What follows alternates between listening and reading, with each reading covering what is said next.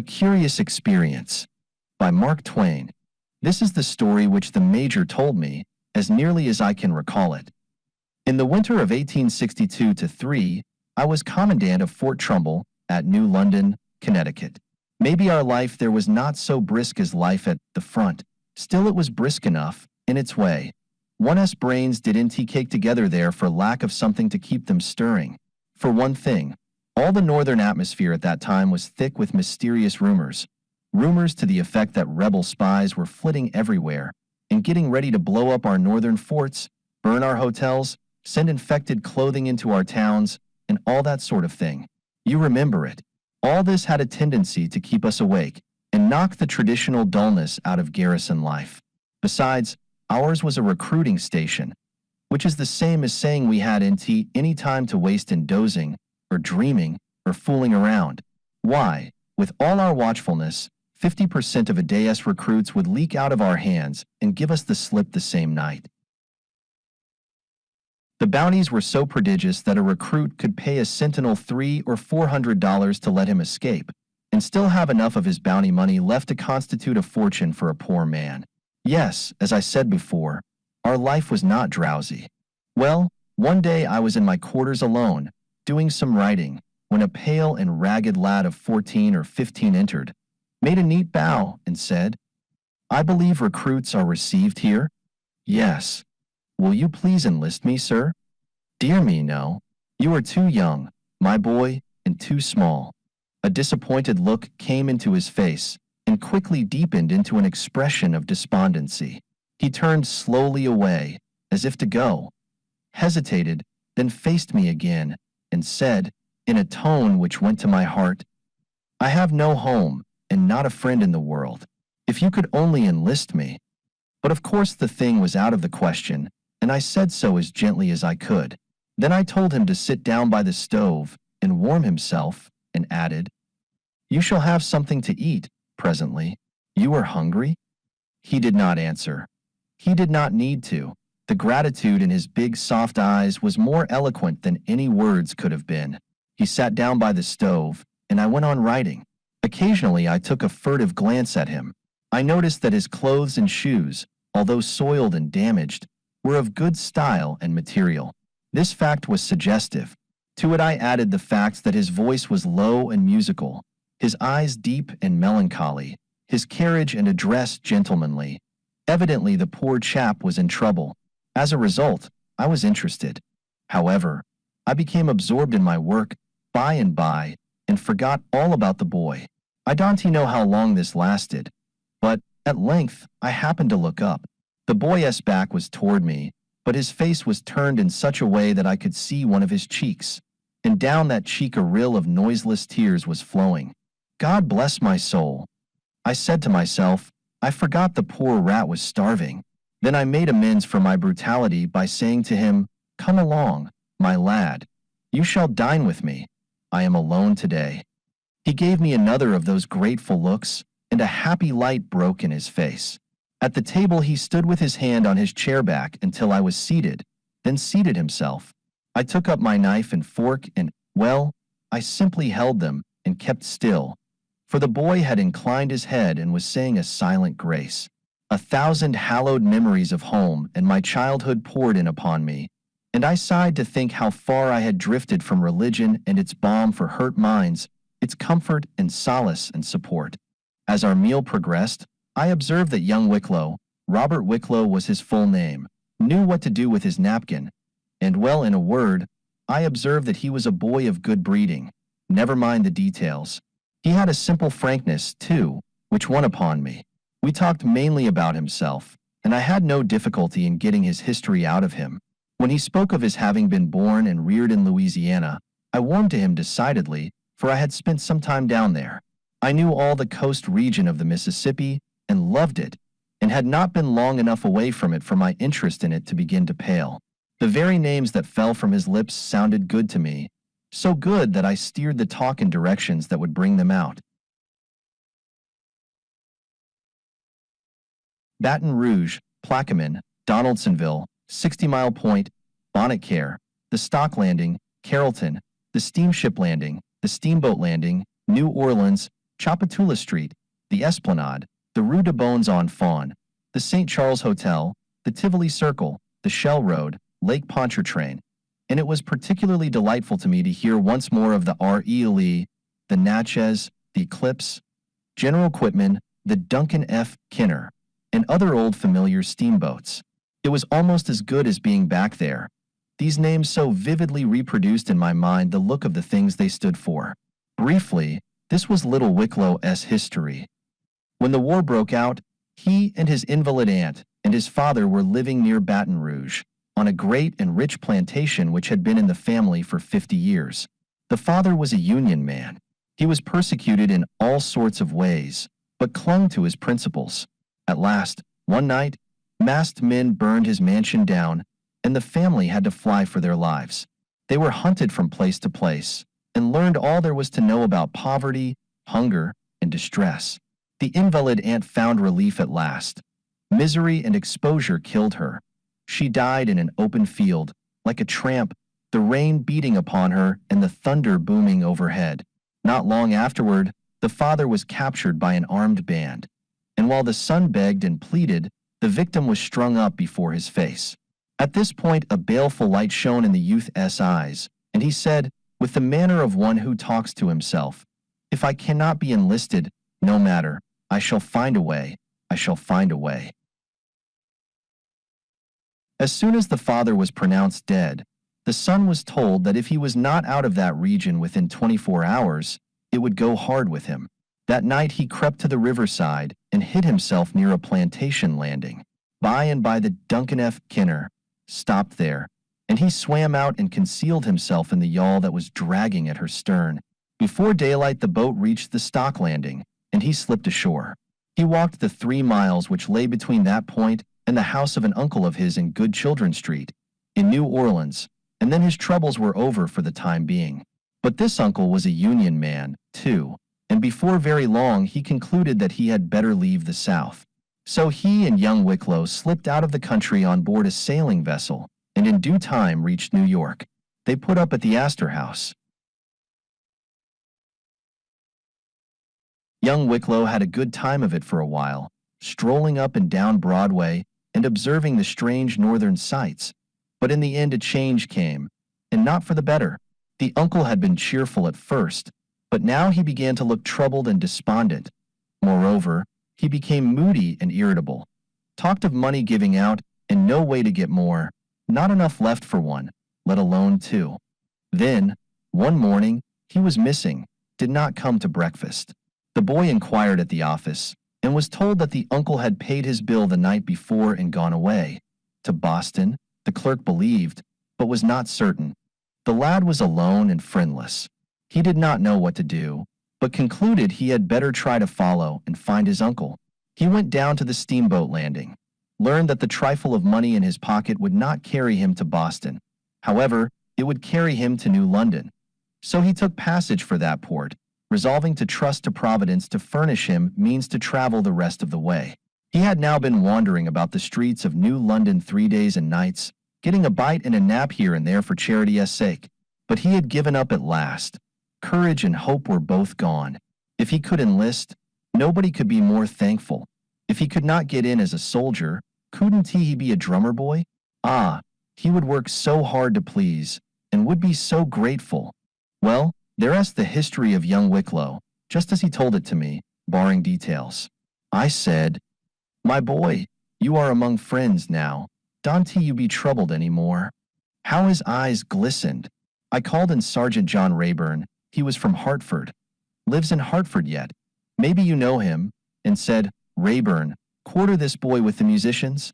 I am going to enroll him as a drummer boy, and I want you to look after him and see that he is well treated." Well, of course, intercourse between the commandant of the post and the drummer boy came to an end. Now, but the poor little friendless chap lay heavy on my heart, just the same. I kept on the lookout, hoping to see him brighten up and begin to be cheery and gay. But no, the days went by, and there was no change. He associated with nobody. He was always absent-minded, always thinking. His face was always sad. One morning Rayburn asked leave to speak to me privately. Said he, I hope I don't offend, sir, but the truth is, the musicians are in such a sweat it seems as if somebody else got to speak. Why? What is the trouble? It's the Wicklow boy, sir.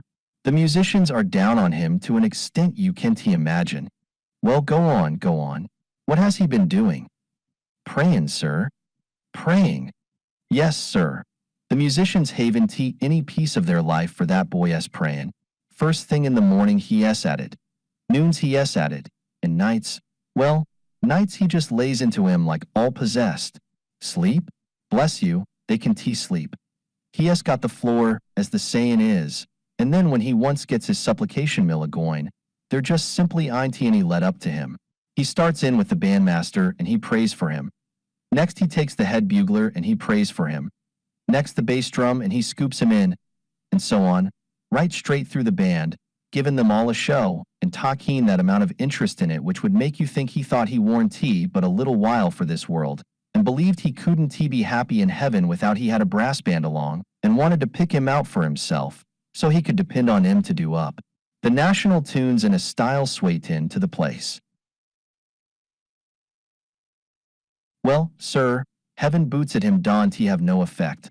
It's dark in there. And besides, he don't pray fair, anyway, but kneels down behind the big drum. So it don't he make no difference if they rain boots at him. He don't he give a dern. Warbles right along, same as if it was applause. They sing out, oh, dry up, give us a rest, shoot him, oh, take a walk, and all sorts of such things. But what of it? It don't faze him. He don't mind it. After a pause, kind of a good little fool, too, gets up in the morning and carts all that stock of boots back, and sorts 'em out and sets each man his pair where they belong. And they've been thronged at him so much now, that he knows every boot in the band, can sort 'em out with his eyes shut. After another pause, which I forbore to interrupt. But the roughest thing about it is, that when he has done praying, when he ever does get done, he pipes up and begins to sing. Well, you know what a honey kind of a voice he has got when he talks. You know how it would persuade a cast-iron dog to come down off of a doorstep and lick his hand. Now if you take my word for it, sir, it ain't his circumstance to his singing. Flute music is harsh to that boy singing. Oh, he just gurgles it out so soft and sweet and low, there in the dark, that it makes you think you are in heaven. What is there rough about that? Ah, that's just it, sir. You hear him sing. Just as I am, poor, wretched, blind. Just you hear him sing that, once, and see if you don't melt all up and the water come into your eyes. I don't care what he sings, it goes plumb straight home to you. It goes deep down to where you live, and it fetches you every time. Just you hear him sing. Child of sin and sorrow, filled with dismay, wait not till tomorrow, yield thee today. Grieve not that love which, from above, and so on. It makes a body feel like the wickedest, ungratefullest brute that walks. And when he sings them songs of his about home, and mother, and childhood, and old memories, and things that vanished, and old friends dead and gone, it fetches everything before your face that you've ever loved and lost in all your life. And it's just beautiful. It's just divine to listen to, sir. But, Lord, Lord, the heartbreak of it. The band, well, they all cry. Every rascal of them blubbers, and don't try to hide it, either. And first you know, that very gang that been slamming boots at that boy will skip out of their bunks all of a sudden, and rush over in the dark and hug him. Yes, they do. And slobber all over him, and call him pet names, and beg him to forgive them. And just at that time, if a regiment was to offer to hurt a hair of that cub's head, they'd go for that regiment, if it was a whole army corps. Another pause. Is that all? Said I. Yes, sir. Well, dear me, what is the complaint? What do they want done? Done? Why, bless you, sir, they want you to stop him from singing. What an idea. You said his music was divine. That's just it. It's too divine. Mortal man can stand it. It stirs a body up so. It turns a body inside out. It racks his feeliness all to rags. It makes him feel bad and wicked, and not fit for any place but perdition.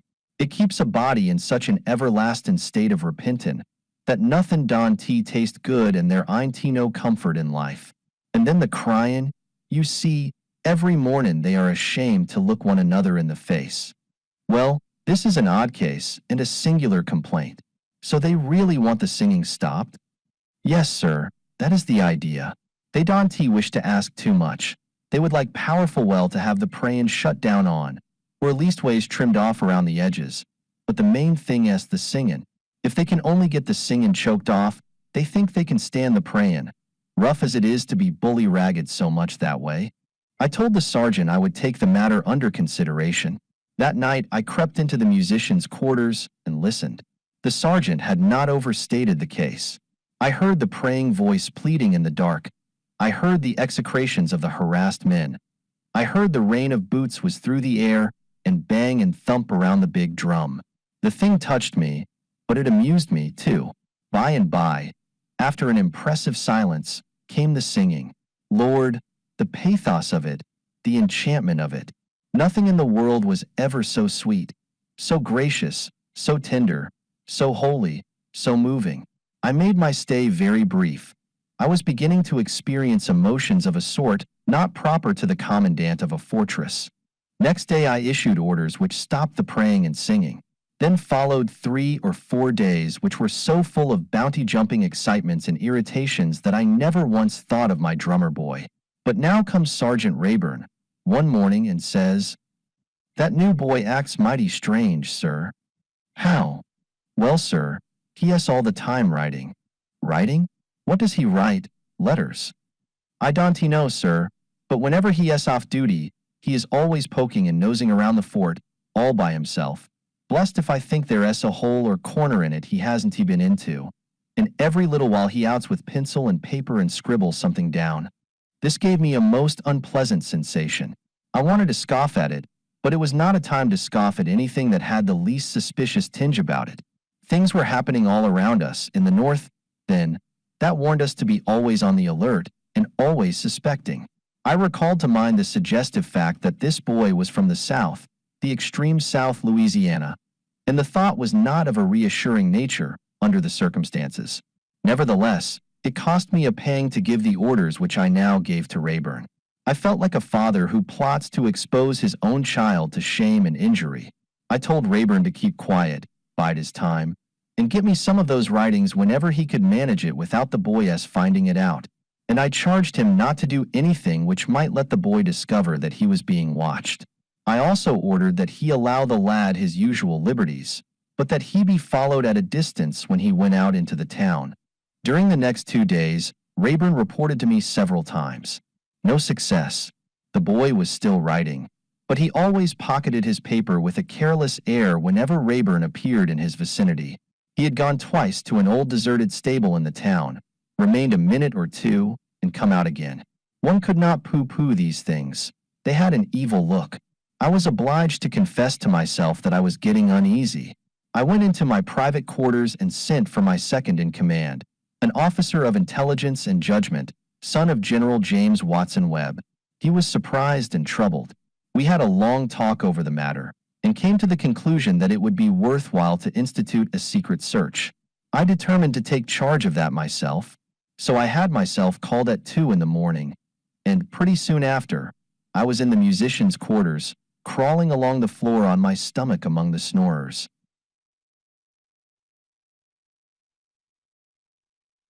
I reached my slumbering waif's bunk at last, without disturbing anybody, captured his clothes and kit, and crawled stealthily back again. When I got to my own quarters, I found Webb there, waiting and eager to know the result. We made search immediately. The clothes were a disappointment. In the pockets we found blank paper and a pencil. Nothing else, except a jackknife and such queer odds and ends and useless trifles as boys hoard in value. We turned to the kit hopefully. Nothing there but a rebuke for us. A little Bible with this written on the flyleaf, "Stranger, be kind to my boy, for his mother's sake." I looked at Webb, he dropped his eyes. He looked at me, I dropped mine. Neither spoke. I put the book reverently back in its place. Presently Webb got up and went away, without remark. After a little, I nerved myself up to my unpalatable job and took the plunder back to where it belonged, crawling on my stomach as before. It seemed the peculiarly appropriate attitude for the business I was in. I was most honestly glad when it was over and done with. About noon next day, Rayburn came, as usual, to report. I cut him short. I said, "Let this nonsense be dropped. We are making a bugaboo out of a poor little cub who has got no more harm in him than a hymn book." The sergeant looked surprised and said, "Well, you know it was your orders, sir, and IVE got some of the writing.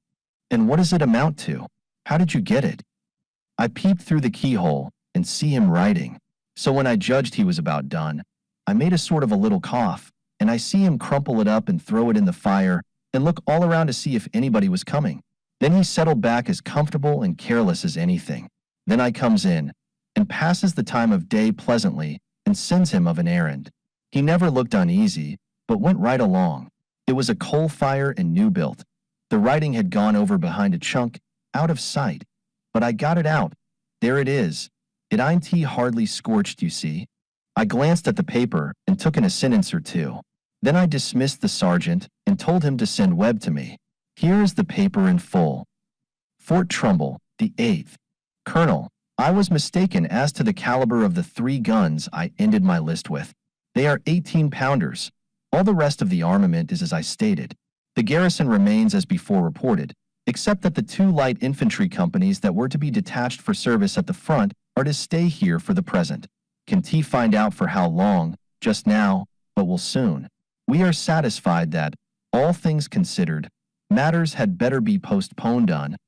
There it broke off. There is where Rayburn coughed and interrupted the writer. All my affection for the boy, all my respect for him and charity for his forlorn condition, withered in a moment under the blight of this revelation of cold-blooded baseness. But never mind about that. Here was business that required profound and immediate attention, too. Webb and I turned the subject over and over and examined it all around. Webb said, "What a pity he was interrupted. Something is going to be postponed until, when? And what is the something? Possibly he would have mentioned it, the pious little reptile." "Yes," I said, "we have missed a trick. And who is we, in the letter? Is it conspirators inside the fort, or outside?" That "we" was uncomfortably suggestive. However, it was not worthwhile to be guessing around that. So we proceeded to matters more practical. In the first place, we decided to double the sentries and keep the strictest possible watch. Next, we thought of calling Wicklow in and making him divulge everything. But that did not seem wisest until other methods should fail. We must have some more of the writings. So we began to plan to that end. And now we had an idea. Wicklow never went to the post office. Perhaps the deserted stable was his post office. We sent for my confidential clerk, a young German named Stern, who was a sort of natural detective, and told him all about the case and ordered him to go to work on it. Within the hour we got word that Wicklow was writing again. Shortly afterward, word came that he had asked leave to go out into the town. He was detained a while, and meantime Stern hurried off and concealed himself in the stable. By and by he saw Wicklow saunter in, look about him, then hide something under some rubbish in a corner, and take leisurely leave again. Stern pounced upon the hidden article, a letter, and brought it to us. It had no superscription and no signature. It repeated what we had already read, and then went on to say, "We think it best to postpone till the 2 companies are gone. I mean the 4 inside think so. Have not communicated with the others, afraid of attracting attention. I say 4 because we have lost 2. They had hardly enlisted and got inside when they were shipped off to the front. It will be absolutely necessary to have 2 in their places. The 2 that went were the brothers from 30 Mile Point. I have something of the greatest importance to reveal, but must not trust it to this method of communication. We'll try the other." "The little scoundrel," said Webb. "Who could have supposed he was a spy? However, never mind about that. Let us add up our particulars, such as they are, and see how the case stands to date. First, we VE got a rebel spy in our midst, whom we know. Secondly, we VE got 3 more in our midst whom we don't know. Thirdly, These spies have been introduced among us through the simple and easy process of enlisting as soldiers in the Union Army, and evidently 2 of them have got sold at it and been shipped off to the front. Fourthly, there are assistant spies outside, number indefinite. Fifthly, Wicklow has very important matter which he is afraid to communicate by the present method. We'll try the other. That is the case as it now stands. Shall we collar Wicklow and make him confess?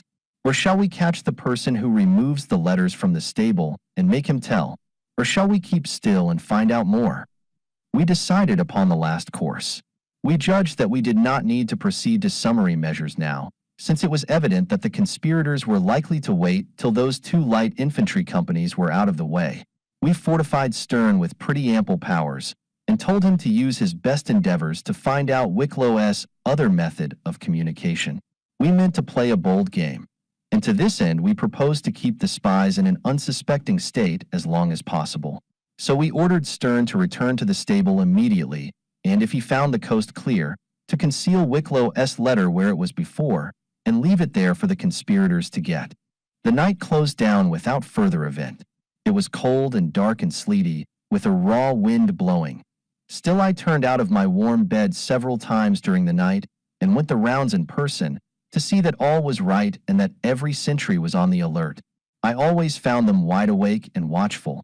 Evidently whispers of mysterious dangers had been floating about, and the doubling of the guards had been a kind of endorsement of those rumors. Once, toward morning, I encountered Webb, breasting his way against the bitter wind, and learned then that he, also, had been the rounds several times to see that all was going right.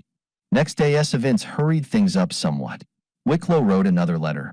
Stern preceded him to the stable and saw him deposit it, captured it as soon as Wicklow was out of the way, then slipped out and followed the little spy at a distance, with a detective in plain clothes at his own heels, for we thought it judicious to have the law as assistants handy in case of need. Wicklow went to the railway station and waited around till the train from New York came in, then stood scanning the faces of the crowd as they poured out of the cars. Presently an aged gentleman, with green goggles and a cane, came limping along, stopped in Wicklow's neighborhood, and began to look about him expectantly. In an instant Wicklow darted forward, thrust an envelope into his hand, then glided away and disappeared in the throng. The next instant Stern had snatched the letter, and as he hurried past the detective he said, "Follow the old gentleman, don't lose sight of him." Then Stern scurried out with the crowd and came straight to the fort. We sat with closed doors and instructed the guard outside to allow no interruption. First we opened the letter captured at the stable. It read as follows: Holy Alliance, found, in the usual gun, commands from the master, left there last night, which set aside the instructions heretofore received from the subordinate quarter. Have left in the gun the usual indication that the commands reached the proper hand. Webb, interrupting, "Is NT the boy under constant surveillance now?" I said yes. He had been under strict surveillance ever since the capturing of his former letter. Then how could he put anything into a gun, or take anything out of it, and not get caught? Well, I said, I don't like the look of that very well. I don't either, said Webb. It simply means that there are conspirators among the very sentinels. Without their connivance in some way or other, the thing could have been done. I sent for Rayburn and ordered him to examine the batteries and see what he could find. The reading of the letter was then resumed. The new commands are peremptory and require that the MMM shall be FFFFF at 3 o'clock tomorrow morning. 200 will arrive in small parties, by train and otherwise, from various directions, and will be at appointed place at right time. I will distribute the sign today. Success is apparently sure, though something must have got out, for the sentries have been doubled, and the chiefs went the rounds last night several times. W. Comes from Southerly today, and will receive secret orders, by the other method. All 6 of you must be in 166 at sharp 2 a.m. You will find B there, who will give you detailed instructions. Password same as last time, only reversed. Put first syllable last and last syllable first. Remember XXXX. Do not forget. Be of good heart. Before the next sun rises you will be heroes. Your fame will be permanent. You will have added a deathless page to history. Amen. Thunder and Mars, said Webb, but we are getting into mighty hot quarters, as I look at it. I said there was no question but that things were beginning to wear a most serious aspect. Said I, a desperate enterprise is on foot, that is plain enough. Tonight is the time set for it, that, also, is plain. The exact nature of the enterprise, I mean the manner of it, is hidden away under those blind bunches of MS and FS, but the end and aim, I judge, is the surprise and capture of the post. We must move quick and sharp now. I think nothing can be gained by continuing our clandestine policy as regards Wicklow. We must know, and as soon as possible too, where 166 is located, so that we can make a descent upon the gang there at 2 a.m. And doubtless the quickest way to get that information will be to force it out of that boy. But first of all, and before we make any important move, I must lay the facts before the War Department and ask for plenary powers. The dispatch was prepared in cipher to go over the wires. I read it, approved it, and sent it along. We presently finished discussing the letter which was under consideration, and then opened the one which had been snatched from the lame gentleman. It contained nothing but a couple of perfectly blank sheets of notepaper. It was a chilly check to our hot eagerness and expectancy. We felt as blank as the paper, for a moment, and twice as foolish. But it was for a moment only, for, of course, we immediately afterward thought of sympathetic ink. We held the paper close to the fire and watched for the characters to come out under the influence of the heat. But nothing appeared but some faint tracings, which we could make nothing of. We then called in the surgeon, and sent him off with orders to apply every test he was acquainted with till he got the right one, and report the contents of the letter to me the instant he brought them to the surface. This check was a confounded annoyance, and we naturally chafed under the delay, for we had fully expected to get out of that letter some of the most important secrets of the plot. Now appeared Sergeant Rayburn, and drew from his pocket a piece of twine string about a foot long, with 3 knots tied in it, and held it up. I got it out of a gun on the waterfront, said he. I took the tompions out of all the guns and examined close. This string was the only thing that was in any gun. So this bit of string was Wicklow's sign, to signify that the Master's commands had not miscarried. I ordered that every sentinel who had served near that gun during the past 24 hours be put in confinement at once and separately, and not allowed to communicate with anyone without my privity and consent.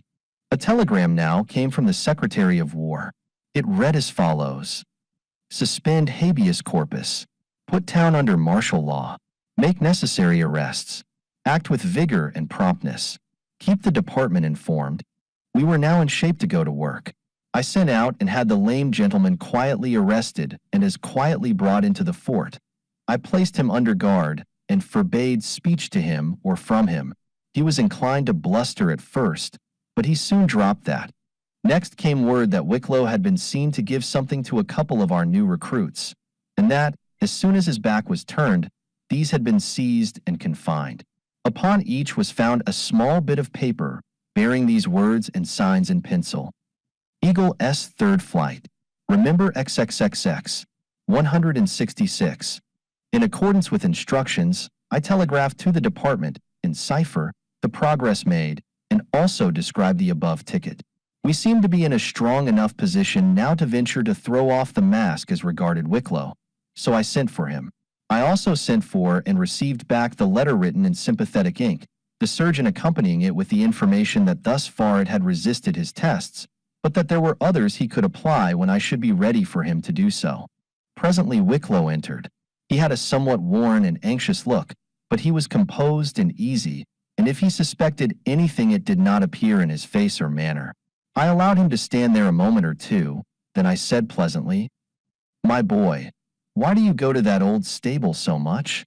He answered, with simple demeanor and without embarrassment, "Well, I hardly know, sir. There isn't any particular reason, except that I like to be alone, and I amuse myself there." "You amuse yourself there, do you?" "Yes, sir," he replied, as innocently and simply as before. "Is that all you do there?" "Yes, sir," he said, looking up with childlike wonderment in his big, soft eyes. "You are sure?" "Yes, sir, sure." After a pause, I said, "Wicklow, why do you write so much?" "I? I do not write much, sir." "You don't?" "No, sir." "Oh, if you mean scribbling, I do scribble some, for amusement." "What do you do with your scribblings?" "Nothing, sir. Throw them away." "Never send them to anybody?" "No, sir." I suddenly thrust before him the letter to the colonel. He started slightly, but immediately composed himself. A slight tinge spread itself over his cheek. "How came you to send this piece of scribbling, then?" "I never meant any harm, sir." "Never meant any harm. You betray the armament and condition of the post, and mean no harm by it." He hung his head and was silent. "Come, speak up and stop lying. Whom was this letter intended for?" He showed signs of distress now, but quickly collected himself and replied, in a tone of deep earnestness, "I will tell you the truth, sir, the whole truth. The letter was never intended for anybody at all. I wrote it only to amuse myself. I see the error and foolishness of it now, but it is the only offense, sir, upon my honor." "Ah, I am glad of that. It is dangerous to be writing such letters. I hope you are sure this is the only one you wrote?" "Yes, sir, perfectly sure." His hardihood was stupefying. He told that lie with as sincere a countenance as any creature ever wore. I waited a moment to soothe down my rising temper, and then said, "Wicklow, jog your memory now, and see if you can help me with 2 or 3 little matters which I wish to inquire about." "I will do my very best, sir." "Then, to begin with, who is the master?" It betrayed him into darting a startled glance at our faces, but that was all. He was serene again in a moment and tranquilly answered, "I do not know, sir." "You do not know?" "I do not know." "You are sure you do not know?" He tried hard to keep his eyes on mine, but the strain was too great. His chin sunk slowly toward his breast and he was silent. He stood there nervously fumbling with a button, an object to command one's pity in spite of his bass acts. Presently I broke the stillness with the question, "Who are the Holy Alliance?" His body shook visibly, and he made a slight random gesture with his hands, which to me was like the appeal of a despairing creature for compassion. But he made no sound. He continued to stand with his face bent toward the ground. As we sat gazing at him, waiting for him to speak, we saw the big tears begin to roll down his cheeks, but he remained silent. After a little, I said, "You must answer me, my boy, and you must tell me the truth. Who are the Holy Alliance?" He wept on in silence. Presently I said, somewhat sharply, "Answer the question." He struggled to get command of his voice, and then, looking up appealingly, forced the words out between his sobs. "Oh, have pity on me, sir. I cannot answer it, for I do not know." "What?" "Indeed, sir, I am telling the truth. I never have heard of the Holy Alliance till this moment. On my honor, sir, this is so." "Good heavens! Look at this second letter of yours. There, do you see those words, Holy Alliance? What do you say now?" He gazed up into my face with the hurt look of one upon whom a great wrong had been wrought, then said, feelingly, "This is some cruel joke, sir, and how could they play it upon me, who have tried all I could to do right, and have never done harm to anybody? Someone has counterfeited my hand. I never wrote a line of this. I have never seen this letter before." "Oh, you unspeakable liar. Here, what do you say to this?" And I snatched the sympathetic ink letter from my pocket and thrust it before his eyes. His face turned white as a dead person's. He wavered slightly in his tracks and put his hand against the wall to steady himself. After a moment he asked, in so faint a voice that it was hardly audible, "Have you read it?" Our faces must have answered the truth before my lips could get out a false yes, for I distinctly saw the courage come back into that boy's eyes. I waited for him to say something, but he kept silent. So at last I said, "Well, what have you to say as to the revelations in this letter?"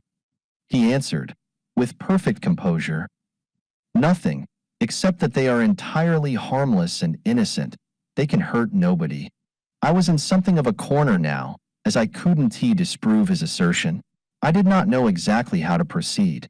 However, an idea came to my relief, and I said, "You are sure you know nothing about the Master and the Holy Alliance, and did not write the letter which you say is a forgery?"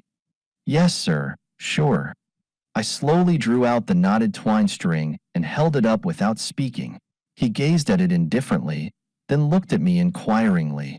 My patience was sorely taxed. However, I kept my temper down and said in my usual voice, "Wicklow, do you see this?" "Yes, sir." "What is it?" "It seems to be a piece of string." "Seems?" "It is a piece of string. Do you recognize it?" "No, sir," he replied, as calmly as the words could be uttered. His coolness was perfectly wonderful. I paused now for several seconds, in order that the silence might add impressiveness to what I was about to say. Then I rose and laid my hand on his shoulder and said gravely, "It will do you no good, poor boy, none in the world. This sign to the Master, this knotted string, found in one of the guns on the waterfront." "Found in the gun? Oh no, no, no. Do not say in the gun, but in a crack in the tompion. It must have been in the crack." And down he went on his knees and clasped his hands and lifted up a face that was pitiful to see, so ashy it was and wild with terror. "No, it was in the gun. Oh, something has gone wrong. My God, I am lost." And he sprang up and darted this way and that, dodging the hands that were put out to catch him and doing his best to escape from the place. But of course escape was impossible.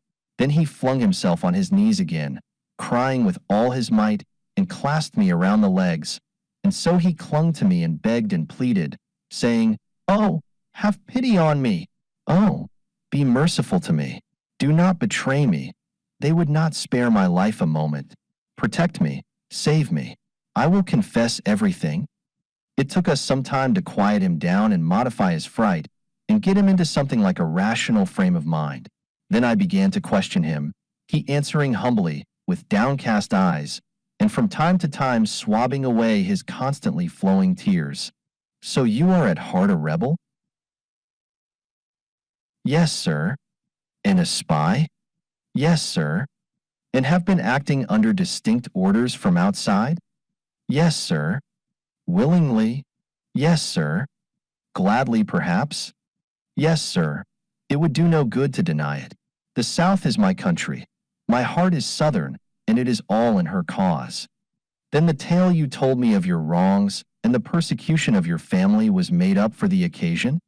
They told me to say it, sir." "And you would betray and destroy those who pitied and sheltered you. Do you comprehend how base you are, you poor misguided thing?"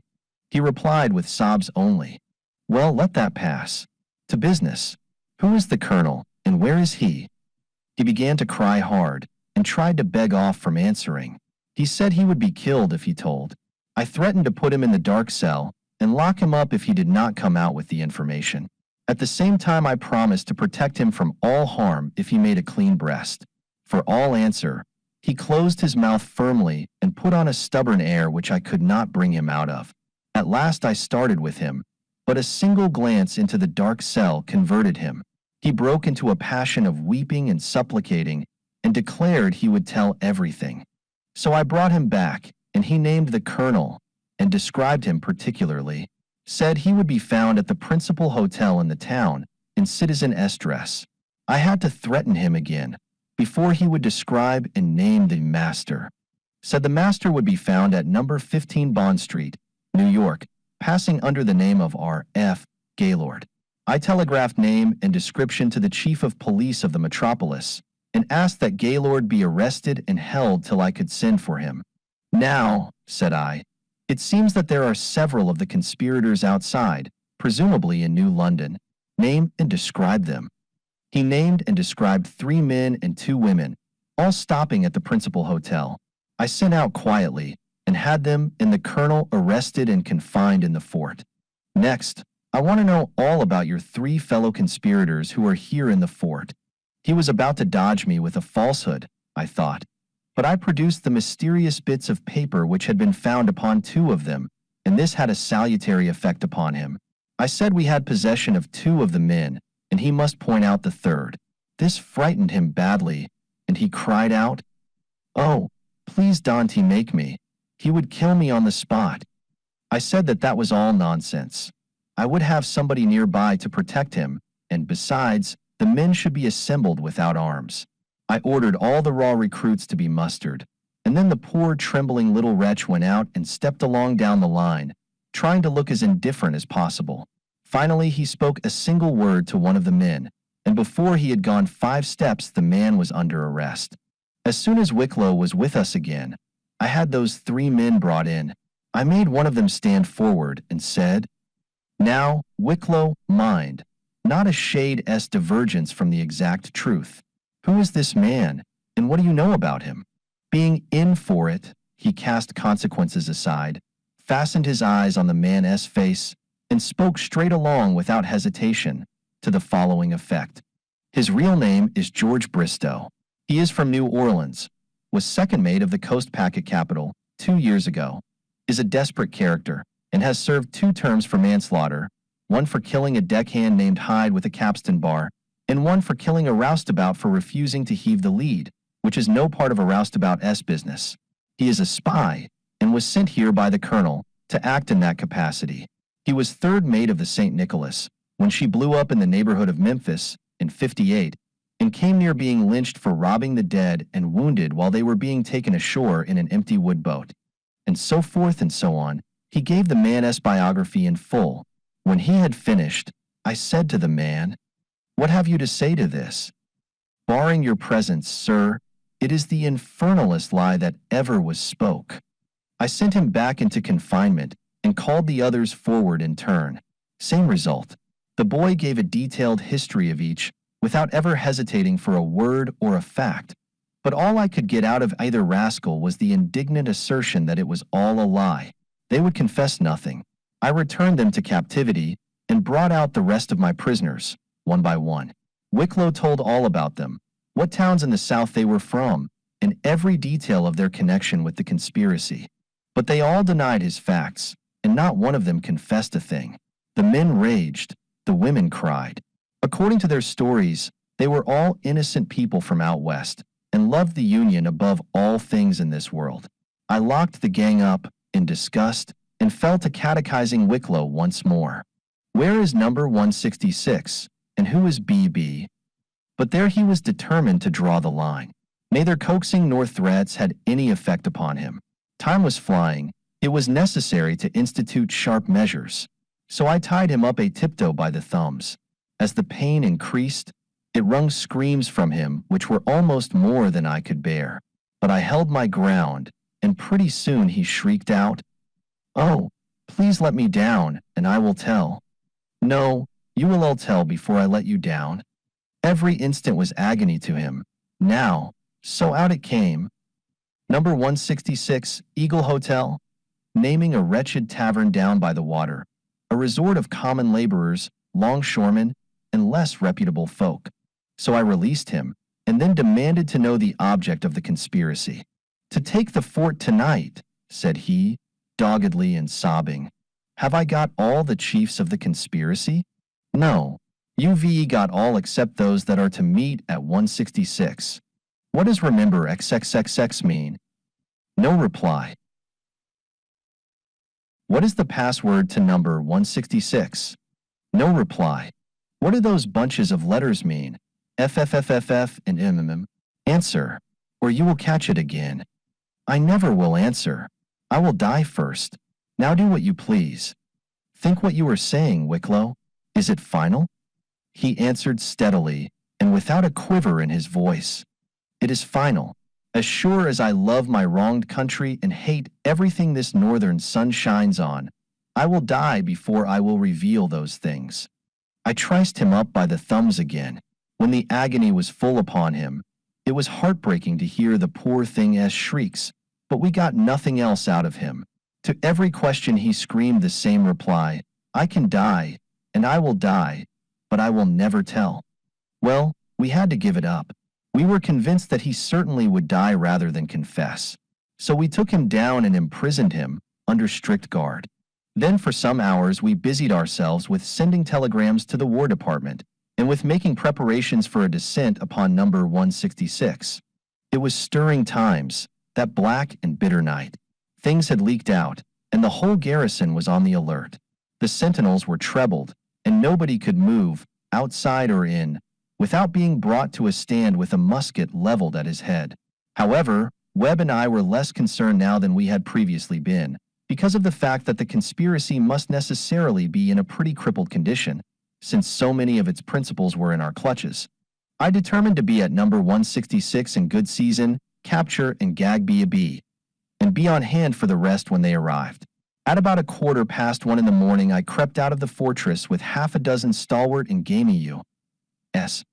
regulars at my heels, and the boy Wicklow, with his hands tied behind him. I told him we were going to number 166, and that if I found he had lied again and was misleading us, he would have to show us the right place or suffer the consequences. We approached the tavern stealthily and reconnoitered. A light was burning in the small bar room. The rest of the house was dark. I tried the front door. It yielded, and we softly entered, closing the door behind us. Then we removed our shoes, and I led the way to the bar room. The German landlord sat there, asleep in his chair. I woke him gently and told him to take off his boots and precede us, warning him at the same time to utter no sound. He obeyed without a murmur, but evidently he was badly frightened. I ordered him to lead the way to 166. We ascended 2 or 3 flights of stairs as softly as a file of cats, and then, having arrived near the farther end of a long hall, we came to a door through the glazed transom of which we could discern the glow of a dim light from within. The landlord felt for me in the dark and whispered me that that was 166. I tried the door. It was locked on the inside. I whispered an order to one of my biggest soldiers. We set our ample shoulders to the door, and with one heave we burst it from its hinges. I caught a half glimpse of a figure in a bed, saw its head dart toward the candle. Out went the light, and we were in pitch darkness. With one big bound I lit on that bed and pinned its occupant down with my knees. My prisoner struggled fiercely, but I got a grip on his throat with my left hand, and that was a good assistance to my knees in holding him down. Then straightway I snatched out my revolver, cocked it, and laid the cold barrel warningly against his cheek. "Now somebody strike a light," said I. "IV got him safe." It was done. The flame of the match burst up. I looked at my captive, and by George, it was a young woman. I let go and got off the bed, feeling pretty sheepish. Everybody stared stupidly at his neighbor. Nobody had any wit or sense left. So sudden and overwhelming had been the surprise. The young woman began to cry and covered her face with the sheet. The landlord said, meekly, "My daughter, she has been doing something that is not right." "Nichtwar? Your daughter? Is she your daughter?" "Oh, yes, she is my daughter. She has just tonight come home from Cincinnati a little bit sick."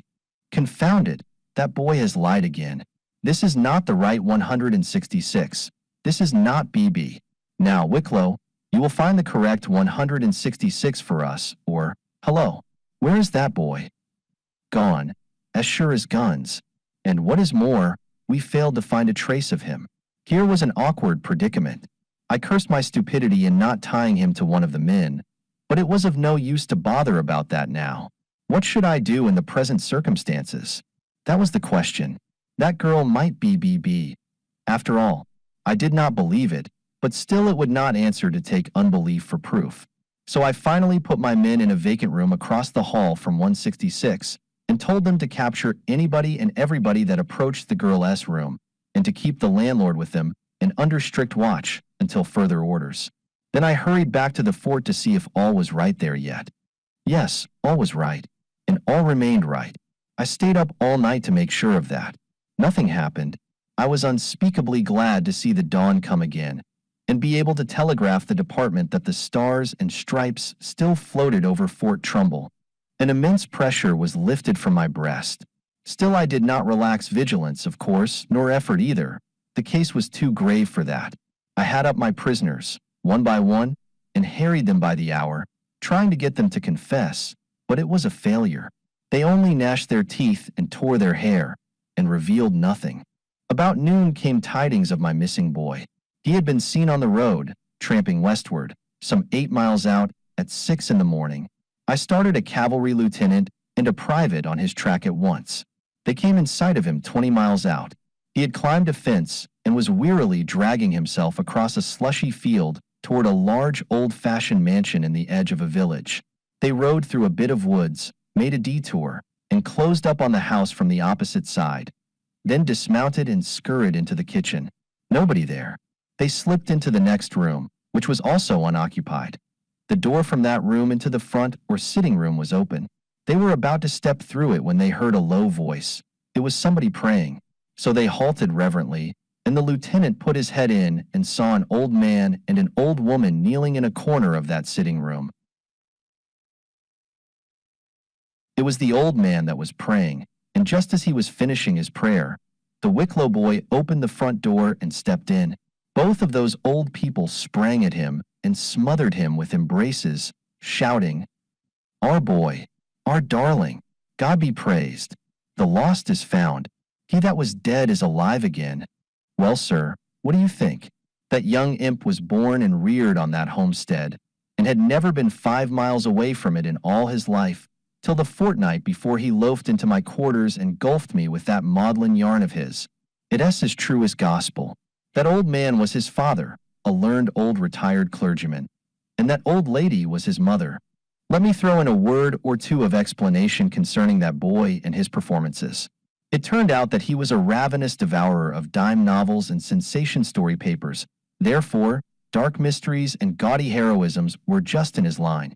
Then he had read newspaper reports of the stealthy goings and comings of rebel spies in our midst, and of their lurid purposes and their 2 or 3 startling achievements, till his imagination was all aflame on that subject.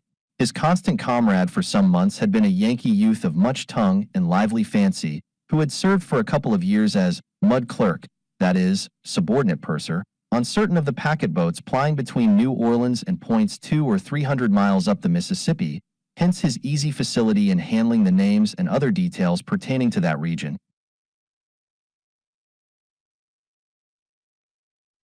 Now I had spent 2 or 3 months in that part of the country before the war, and I knew just enough about it to be easily taken in by that boy, whereas a born Louisianian would probably have caught him tripping before he had talked 15 minutes. Do you know the reason he said he would rather die than explain certain of his treasonable enigmas? Simply because he could explain them. They had no meaning. He had fired them out of his imagination without forethought or afterthought. And so, upon sudden call, he was able to invent an explanation of them. For instance, he could reveal what was hidden in the sympathetic ink letter, for the ample reason that there was anything hidden in it.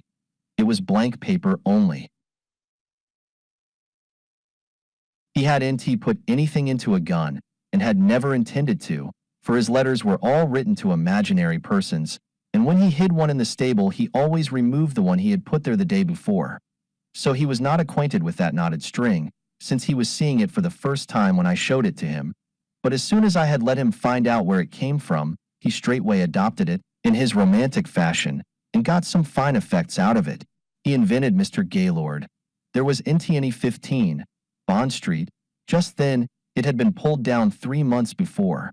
He invented the Colonel. He invented the glib histories of those unfortunates whom I captured and confronted with him. He invented B.B. He even invented number 166, one may say, for he didn't know there was such a number in the Eagle Hotel until we went there. He stood ready to invent anybody or anything whenever it was wanted.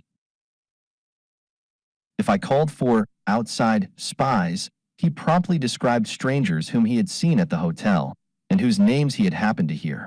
Ah, he lived in a gorgeous, mysterious, romantic world during those few stirring days, and I think it was real to him, and that he enjoyed it clear down to the bottom of his heart. But he made trouble enough for us, and just no end of humiliation. You see, on account of him we had 15 or 20 people under arrest and confinement in the fort, with sentinels before their doors. A lot of the captives were soldiers and such, and to them I didn't have to apologize. But the rest were first-class citizens, from all over the country, and no amount of apologies was sufficient to satisfy them. They just fumed and raged and made no end of trouble.